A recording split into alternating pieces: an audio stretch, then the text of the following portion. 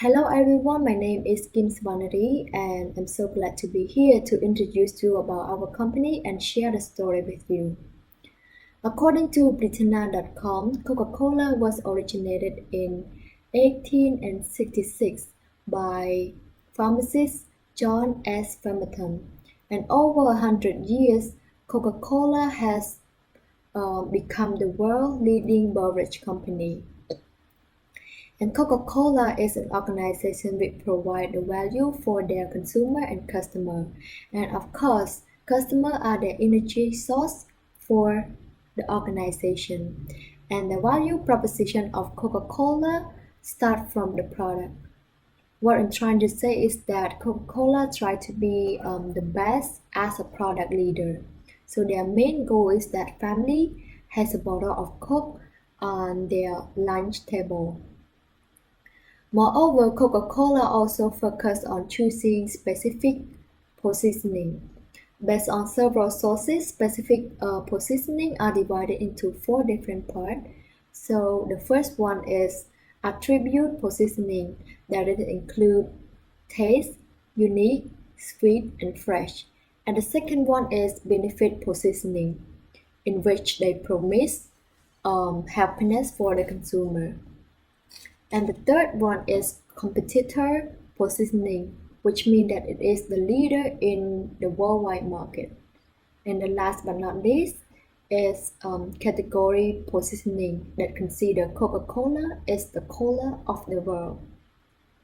And now let's move on to talk about the mission and vision of the company. So I'm going to start with the mission first. Coca-Cola has expressed its mission statement in three short lines: to refresh the world, to inspire moments of optimism and happiness, and to create value and make a difference. And in order to achieve the mission, Coca-Cola also developed a set of visions which they will work with the bottler to deliver the 6P. And the 6P describe what the company needs to do in order to achieve sustainable and quality growth. So the first P is about people. Coca-Cola business is for people, and this aspect must never be lost of sight. Coca-Cola aspires to be a great workplace where people can be the best they can be. And the second P is about the product portfolio. Its product portfolio is made of diverse beverage brands that fulfill of people need and desire. And the third P is partnership. Coca-Cola consider both customer and supplier partners. And the fourth P is the planet and the preservation of environment. The fifth and sixth P, which is profit and productivity, are focused on business and its profitable operation. Coca-Cola vision does not get much clear about the future but still clarify how the brand is navigating toward a big and beautiful future. Moving on to some challenging of Coca-Cola. So most of you might have known that Coca-Cola is facing a problem just like the other soda company, and it is the sweetener or sugary problems. Currently, consumers have increased awareness over the sugar that put into Coca-Cola that concern a health problem.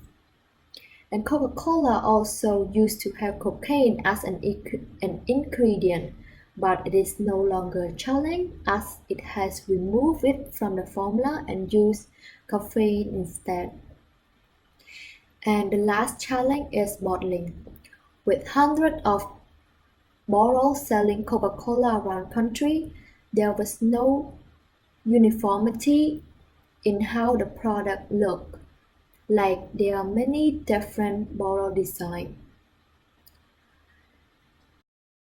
Hi, my name is Dipong Chai, and I'm going to talk about Coca-Cola's key issue. Coca-Cola key issue is the decreasing demand for sugary drink as people are starting to worry about their health. The reason that we decided to choose sugary drinks as the main issue to discuss is because this issue has affected not only Coca-Cola's company's image immensely, but it also has a huge impact on the whole carbonated beverage industry. It can be seen that about 75% of Coca-Cola sales come from carbonated drinks. So, the main public controversy, which is consumer negative perception of the high rate of sugar in Coca-Cola products, causes people to be intensely concerned about their health. Due to the challenge of having artificial sweetener like aspartame, which could make people who consume more of Coca-Cola drinks face a high risk of health problems. That's why customers decided to turn away from consuming Coke to drinking other kinds of drinks that are healthier. Researchers also found out that a 12-ounce can of Coke can contain about 39 grams of sugar.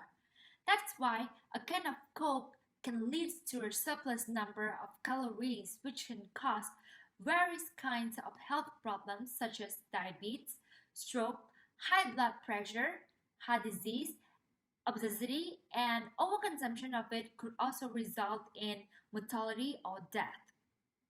Plus, health professionals have also stated that Coke is very addictive as it contains caffeine that could result in high blood pressure. In addition to that, the acid inside Coca-Cola can affect people's bones and teeth as well.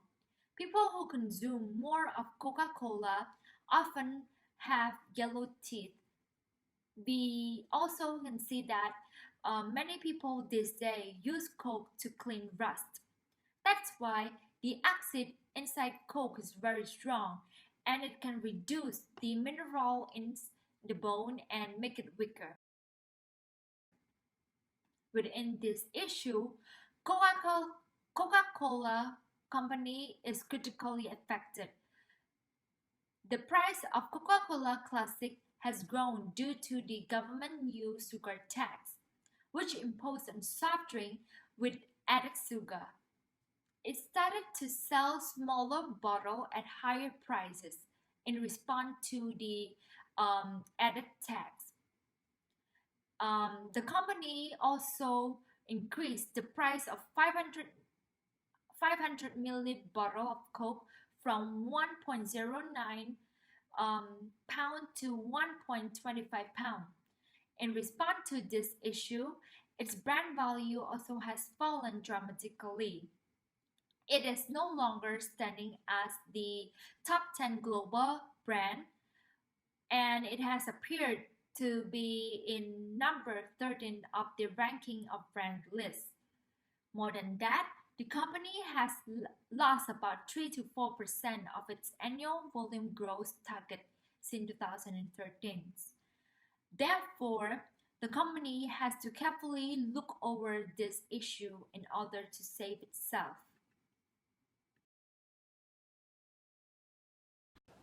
So after hearing about the issue, we as a team has come up with 3 key stakeholders that falls into our high priority list.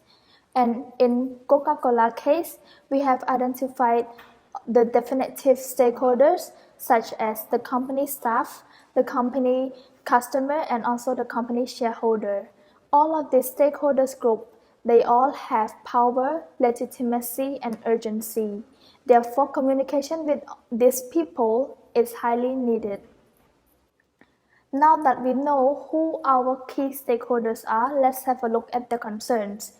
And along with the concerns, we also have planned some effective communication with all of them. So one of our key stakeholders is our employee, and a big majority of our employee is now afraid of losing their job. Why? Because like one of my friends has mentioned earlier about the decreasing demand for sugary drink. It is affecting the company in many different areas. Due to that reason, employees are feeling nervous and somehow insecure about their job stability. They are not calm enough to do their work, and in worst case scenario is that they might as well lead a protest regarding this concern. the company might also need to face a huge staff turnover rate. So, as a communication intern, I would like to recommend a good approach to this problem is that to have an official statement of ensuring the job stability of the employees.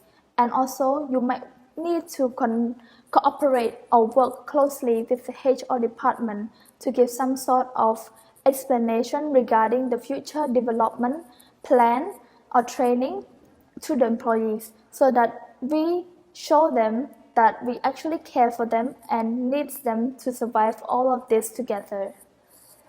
Another important key stakeholder is our customer. People are now starting to care about their health more than anything.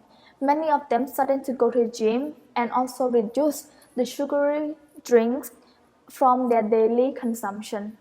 This is one of our potential threats. Since we are in a business that involves selling and buying, customer is one of our highest priority.